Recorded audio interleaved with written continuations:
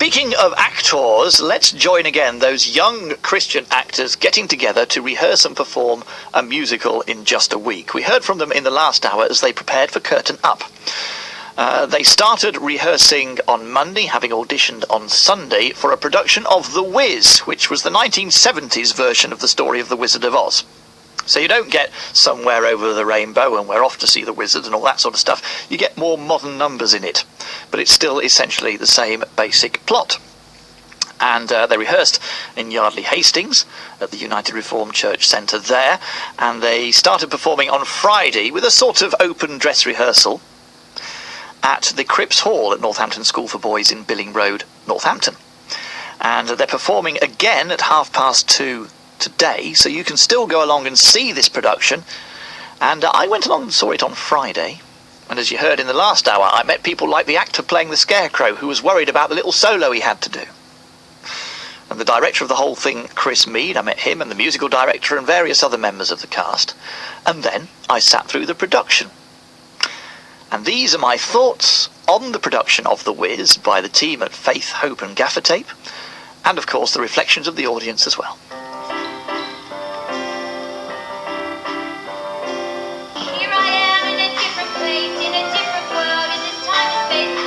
There wasn't much in the way of backdrops, and Toto was a toy dog dragged around on a string, but everything else about this production was pretty much what you'd expect from professional theatre.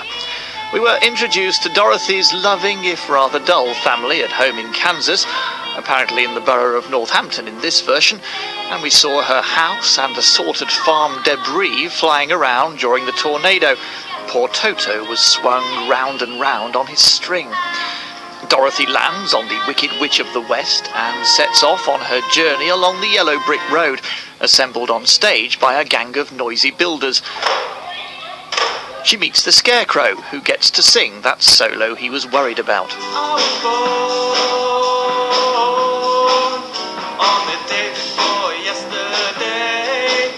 I had holes in my shoes, I was crying the blues, and I didn't have no place to stay. I think my solo song went quite comfortably, really, which was a bit of a relief. I was just happy to get it over and done with, really. Or happy to get one show out of the way and have it done in front of an audience.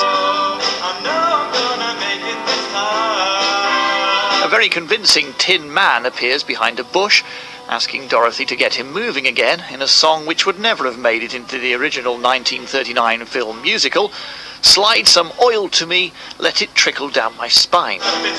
And then Georgie Butt made her Faith, Hope and Gaffer Tape debut as the Cowardly Lion. I'm Georgie and I played the lion.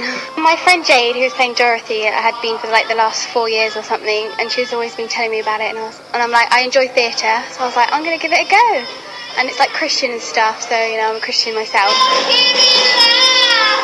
I've made so many new friends, which is amazing, like just a great new circle of friends, and I've just experienced so many new things, like, you know, being under pressure and stuff, like trying to put on a show in a week is like just, you get so many feelings, but in the end it's a good one. During the interval, a pep talk for the cast from the director. Guys, brilliant first half. But just pace, really. All I'm saying, if you can do a line slow or fast, choose fast. Back on stage for the second half, the quartet make it to Oz to meet a rather extraordinary manifestation of the wizard. Hear my terrible powerful voice and quick with fear at my mighty visage. We had the idea that the Wiz, the Wizard of Oz, is going to appear as a giant floating mask, which we've made as a puppet in 7 parts: 2 jaws, cheeks, eyebrows and forehead and sort of flashing light eyes, each operated by a different member of the cast, all working together and lip sunk with the actor playing the voice off stage. So that is quite a big challenge when your cast only met each other 4 days ago. Shall I make you a frog or a lizard? As in the original story, the wizard is unmasked, but still manages to persuade the characters that they have acquired the brain, the heart, and the courage they were seeking. The wizard flies off in a craft that's escaped from the Northampton Balloon Festival, and Dorothy clicks the heels of her shoes 3 times to return home to her newly appreciated farmhouse. The whole production is a great success, but put together from scratch in 5 days, it's a triumph. The quick costume changes, the choreography and the complications of getting 7 actors to operate a giant face were all perfect as far as I could tell, and the director was clearly delighted. 4 or 5 days ago, nothing, no one, no cast didn't know each other, anything, and to have that and the way the audience reacted, I think is a testament to how good they did. This is the first time, that they put it in front of an audience. The audience loved it. The applause at the end, it was deafening, the applause, and it kept going, and it wasn't that sort of applause where, we're doing it because we have to and we want to go. And the audience had clearly enjoyed themselves. It's really great. The spark has come into it tonight. It's so good to see youngsters that on Sunday night didn't even know what part they got. Monday morning, 8 o'clock, they look on the board, they've got this part, and they've just seen them blossom during the week. It's been great. Yeah, it's great. Lovely to see it this evening. They did very well. Just don't think they're going to do it each year, but it's great. It's great to see them do it. Such enthusiasm. Oh, absolutely fantastic. I mean, they all thoroughly enjoyed themselves on the stage. It showed their faces, the way they moved. It's very difficult with a well-known show to actually give it anything that's different that people really want to watch, because you almost know what's going to happen. But you'd never know what's going to happen with these productions. They're so talented, the folk who get together, and they come up with so many different ideas. It's wonderful. Isn't it wonderful to see a group of youngsters enjoy themselves so much, and to stimulate the audience and to involve us in the production, see dance and song and story, a whole range of themes, spirituality, light and dark, evil and good. It was great, and I'm coming tomorrow night as well.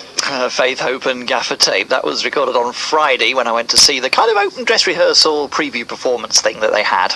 And it was pretty good. There were no moments when it all ground to a halt. Hardly any lines were forgotten.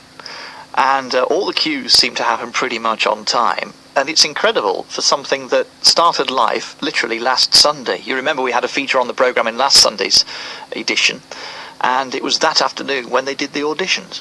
So if you think at how little time has passed between then and now, and you've got a complete production there, it's incredible stuff. So if you're free at 2:30 this afternoon, go along and support them. The Cripps Hall in Northampton for that performance of The Wiz, and as you heard, it sounds pretty good. It looks pretty good too. So well done to everybody involved, and all the backstage crowd as well, all the people at the United Reformed Church Place in Yardley Hastings who've been looking after them during the week.